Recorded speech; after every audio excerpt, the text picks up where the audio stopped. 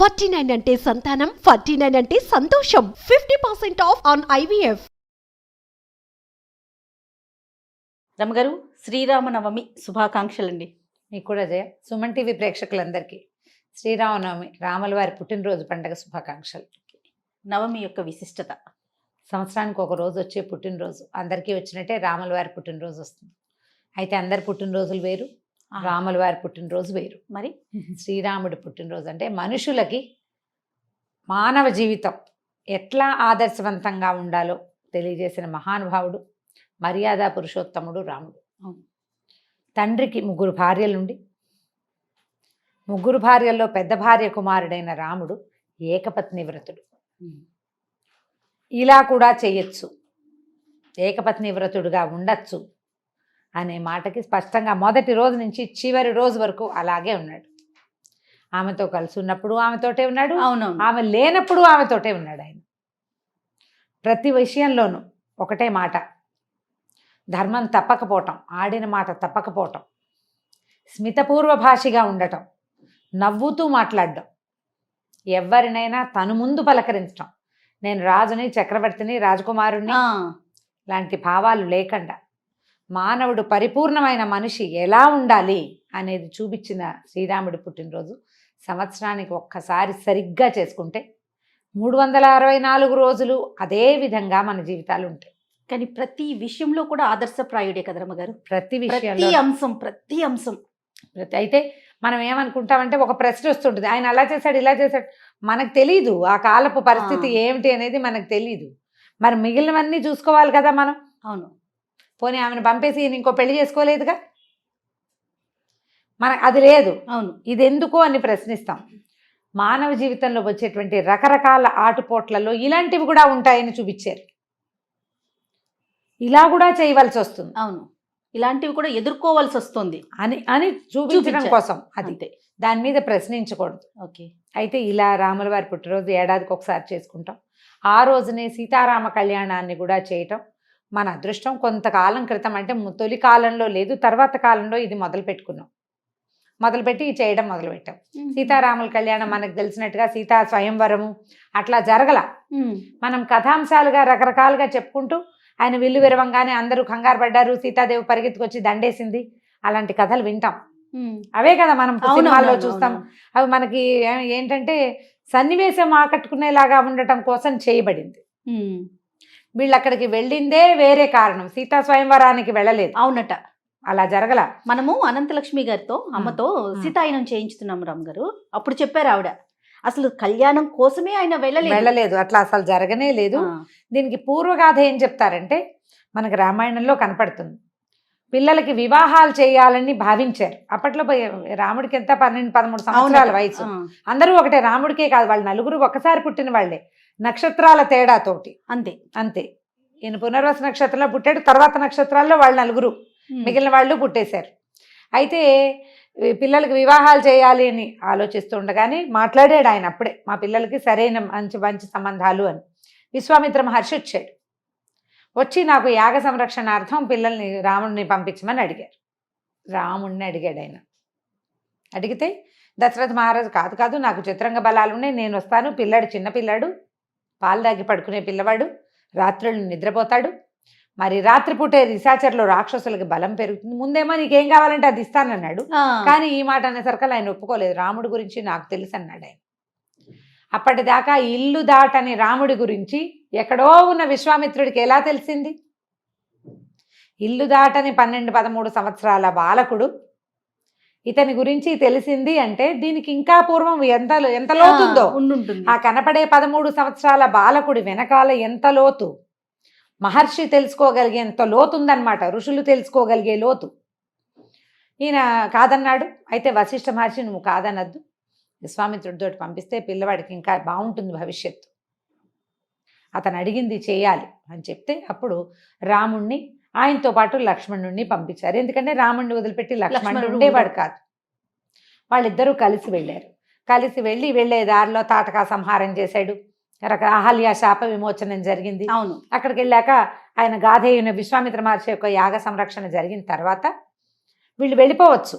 వాళ్ళు మేము ఇట్లా జనక రాజర్షి చేస్తున్న యాగం చూడడానికి వెళ్తున్నాము అని చెప్పి మీరు కూడా మాతో రండి అంటే వెళ్ళారు వీళ్ళిద్దరు. ఈ బాలకాండలోనే ఈ మొత్తం వ్యవహారం అంతా వస్తుంది. పుత్రకామేష్టి ఏ యాగంతో దశరథ మహారాజుకి కుమారులు కలిగారో అది. ఆ తర్వాత ఈ విశ్వామిత్రుడు వచ్చి ఈ కుమారులను తీసుకెళ్ళి ఇవన్నీ చిన్న చిన్నవి గబగబా అయిపోతాయి ఘట్టాలు. అక్కడి నుంచి ఈ ప్రయాణం విశ్వామిత్రుడితోటి వీళ్ళు నడిచిన నడక, ఎక్కడెక్కడికి వెళ్ళారు, ఏమేం చేశారు, ఏ ఏ చోట ఎన్నో అంశాలు ఉన్నాయి అక్కడ. ఆ మధ్యలోనే ఎన్ని కథలో చెప్పిన వీళ్ళ వంశానికి సంబంధించిన పూర్వగాథలు, ఇతరుల వంశాల గురించి, తర్వాత నదులు ఏ నది దాటుతాం, గంగా నది యొక్క ఎలా గంగా నది వచ్చింది, గంగావతరణం కూడా బాలకాండలోనే వస్తుంది. ఒక్క బాలకాండ చదివితే చాలా విషయాలు తెలుస్తాయి మనకి. పూర్తి రామాయణ గాథ బాలకాండలో వచ్చేస్తుంది. మొదట చెప్పేస్తారు బ్రీఫ్గా, ఏమైనా సినాప్సిస్ అన్నమాట, అది వచ్చేస్తుంది. అక్కడి నుంచి ఈ గాథలన్నీ తెలుస్తాయి మనకి. పరశురాముడి వ్యవహారం కూడా ఇందులోనే తెలుస్తుంది. తర్వాత అంతా రామ ప్రయాణపు గాథ కదా, ఇక్కడ ఇదే. అక్కడి నుంచి వీళ్ళు వెళ్ళారు. జనక రాజర్షి తన యాగశాలలో వీళ్ళని ప్రవేశపెట్టాడు. అక్కడికి వెళ్ళారు. ఆయన చెప్పాడు ఇతను రాముడు వాళ్ళ అబ్బాయి దశరథ మహారాజు కుమారుడు అని. అప్పుడు వాళ్ళు ఏం చెప్పారంటే, ఇలా ఈయన దగ్గర ఒక శివధనువు ఉంది, వీళ్ళ వంశంలో మొదటి తరాలకు చెందిన వాళ్ళకి న్యాసంగా ఉంచారు. అది న్యాసం అంటే నీ దగ్గర ఉంచు, నేను తర్వాత తీసుకుంటాను అని. ఓకే, వీళ్ళకి గిఫ్ట్ కాదు, అది గిఫ్టు వరము కాదు, న్యాసంగా ఉంచబడింది. మీ ఇంట్లో ఉంచు చేయ, తర్వాత తీసుకుంటాను లాగా. ఓకే, అట్లా ఉంచబడింది. ఆ ధనస్సుని అబ్బాయి చూస్తాడంటే తెప్పించారు, ఫలానా చోట ఉందని. అప్పుడు ఆయన ఏం చెప్పాడంటే, ఈ ధనస్సుని ఎక్కువ పెట్టలేరు, ధనస్సు మహాబరువు, పరమేశ్వరుడు ధరించిన ధనస్సు. ఎవరైతే దీన్ని ఎత్తుతారో వారికి నా కుమార్తెని ఇస్తానని నేను అనుకున్నాను. వీర్యశుల్క అంటారు. ఆ ఎవరైతే మహావీరుడు అవుతాడో అతనికి కూతుర్నిస్తాను అని పెట్టుకున్నానని చెప్పాడు.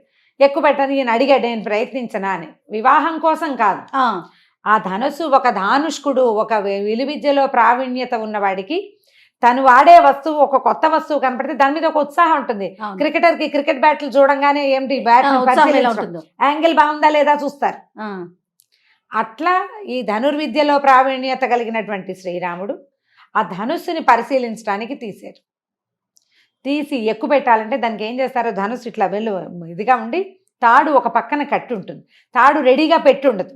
అవునవును, ఒట్టిది పట్టుకుంటాం. అల్లె తాడు ఎప్పుడు కావాలంటే అప్పుడు బిగించుకుంటారు. ఆ తాటిని పైన ఇట్లా లాగి పెట్టాలన్నమాట, వంచి కట్టాలి. వంచితేనే అది అప్పుడు బద్దీలా ఉన్నది ఇట్లా వంగి బాణంలా మన ధనుస్సు ఆకారంలోకి వస్తుంది. వంచేసరికల్లా మధ్యలోకి పెళపెళ అని విరిగిపోయి, ఎక్కువ పెట్టమంటే విరిచేశాడు. అంటే ఈ మేటి ధానుష్కుడు, మహావీరుడు. అప్పుడు కుమార్తె నుంచి పెళ్లి చేస్తామన్నారు. ఆవిడొచ్చి దండేలా, దండ జరగలేదు. ఒప్పుకుంటే ఇప్పుడు విశ్వామిత్రుడికి రాముడు ఏం చెప్పాడంటే, మా నాన్న నీతో వెళ్ళమన్నాడు, నీతో వచ్చాను. వివాహం మా తండ్రి చేయవలసింది కదా, కాబట్టి మా నాన్నగారు ఒప్పుకుంటే పెళ్లి చేసుకుంటానన్నాడు రాముడు. ఎక్కడా పద్ధతి తప్పడు. అదే ఏ విషయంలో కూడా మీరు ఇక్కడ రెస్ట్ తీసుకోండి, మేము కబురు చేస్తామని వీళ్ళని ఇక్కడే ఉంచి దశరథుడికి ఆగమేఘాల మీద అంచెగుర్రాల మీద కబురు అందిస్తే అప్పుడు ఆయన తన పరివారం వశిష్ఠాది మహర్షులతోటి సుమంత్రాది మహామంత్రులతోటి కలిసి వచ్చి వివాహానికి నాకు అంగీకారమే అని వివాహం చేసుకున్నారు. మొత్తం 8-10 శ్లోకాల్లో 7 శ్లోకాల్లోనే పెళ్ళైపోతుంది. అప్పుడు ఇంకా మా తమ్ముడికి కూడా 2 కుమార్తెలు ఉన్నారు, నాకు ఇంకో కుమార్తె ఉంది, మీ 4 కుమారులకి మా 4 కుమార్తెల్ని ఇస్తామని వివాహం చేశారు. సింపుల్గా అయిపోతుంది. ఒక గద్దె మీద ఎక్కి చెరపేద ఎత్తు పీఠ మీద ఉన్నారు, పెళ్లి చేసుకున్నారు. తల్లులు లేరు పెళ్లిలో. అవునట, తల్లులు లేరు అసలు. అప్పుడు రాచరికంలో తల్లులు వచ్చేవాళ్ళు కాదు. వెళ్ళాక తల్లులు అక్కడ ఏర్పరిచేవాళ్ళు. అక్కడ ఉండే మంగళ స్నానాలు అవన్నీ తల్లులు చూసుకునేవాళ్ళు, మగవాళ్లే వెళ్ళేవాళ్ళు. వివాహం అయిపోయింది, తీసుకుని వెళ్తుంటే పరశురాముడు ఎదురుపడ్డాడు. పరమేశ్వరుడి విల్లు విరిచిన వాడెవడో నేను చూస్తానని. ఆయన దగ్గర మహావిష్ణువు యొక్క ధనుస్సు ఉంది. విష్ణువు స్వయంగా ఇచ్చాడు ఆయనకి, దీన్ని పట్టుకోమని, దీన్ని ధరించమన్నాడు, దీన్ని ఎక్కుపెట్టు అని ఇచ్చాడు. ఇస్తే ఆ పుచ్చుకునేసరికల్లా ఆయన ఎక్కువ పెట్టగలిగాడు. మరి పరిపూర్ణావతారుడు కదా ఈయన. మహావిష్ణువు యొక్క పరిపూర్ణావతారమే శ్రీరాముడు, అంశావతారం పరశురాముడు, అంశతోటి జన్మించిన వాడు. అవునవును. దాంతో ఆయన నుంచి శక్తి కూడా వైష్ణవ శక్తి ఆయనలో ఒక అహంకారం అనే మాయ కమ్ముకొని ఉంది. అది ఈయన లాగేసుకున్నాడు. అప్పటికి యువకుడు కాదు, 14 ఏళ్ల వాడే, చిన్నవాడు, బాలుడు. ఇంకా పెద్ద యువకత్వం వచ్చిన పురుష సింహపు స్వరూపంలో లేడు ఆయన. అయినా కూడా పరశురాముడిని చేయగలిగాడు. తర్వాత ఇంటికి వచ్చేసారు. ఇక్కడ మంగళ స్నానాదులు చేశారు, గృహప్రవేశం చేసుకున్నారు. తర్వాత కొంతకాలానికి అడవికి ప్రయాణం అయ్యారు. ఈ జననము వివాహము ఒకే కాండలో అయిపోయినాయి. అందుకని జననపు రోజునే కళ్యాణం కూడా చేస్తే బాగుంటుందని ఆలోచించి పెట్టి ఉండవచ్చు. దానికి బాగా ఒక శాస్త్రవిహితమైన వ్యవహారం ఏదైనా ఉందని అనిపించదు.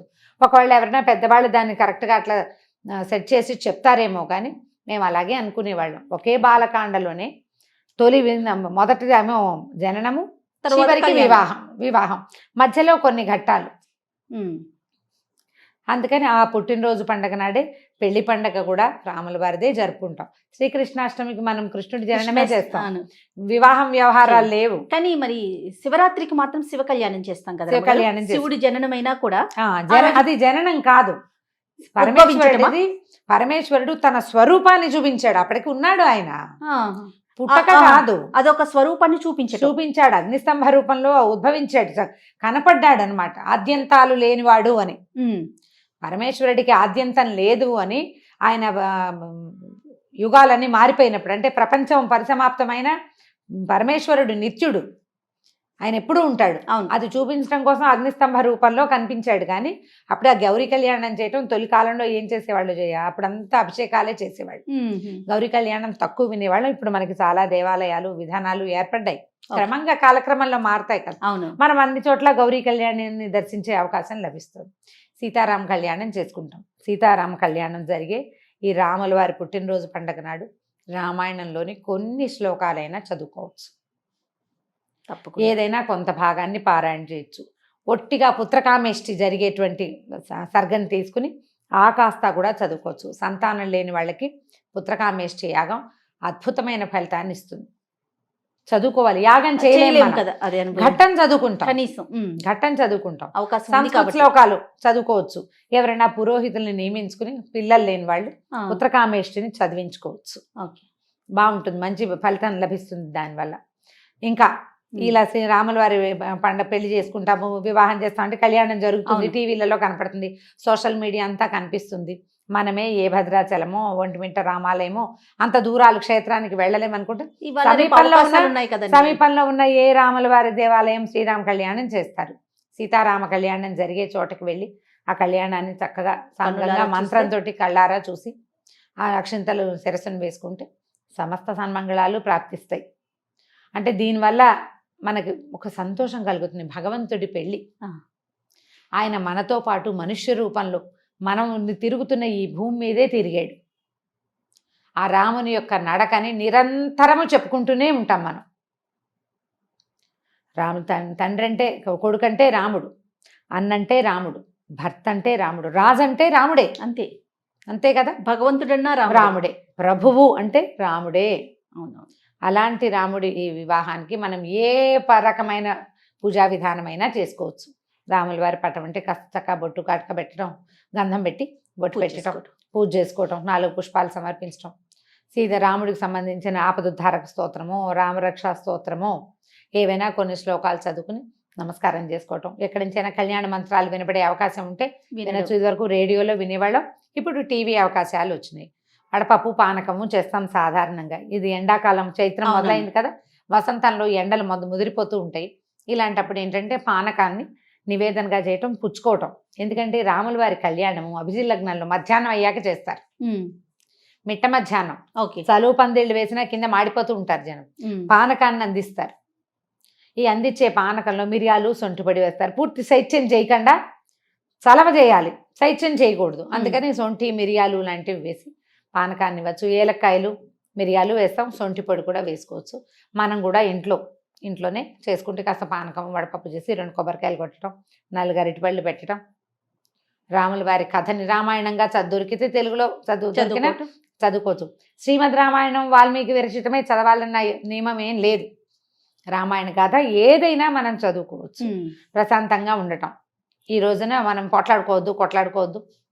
రాముడు సీతారాములు ఆదర్శ దాంపత్యం వాళ్ళది. ఈ ఒకరోజు మనం పొట్లాడుకోకుండా ఉందామని నవదంపతులు వృద్ధ దంపతులు కూడా ఏం చేయాలి ప్రసాదాలు అనే విషయం దగ్గర నుంచి కొట్టుకోవచ్చు మనం. వాటిని మానేసి కొట్లాటలు లేకుండా ప్రశాంతంగా రాముల వారి పుట్టినరోజు మరియు పెళ్లి పండుగని చక్కగా సంతోషంగా భగవంతుడికి నమస్కారం చేసుకోవటం.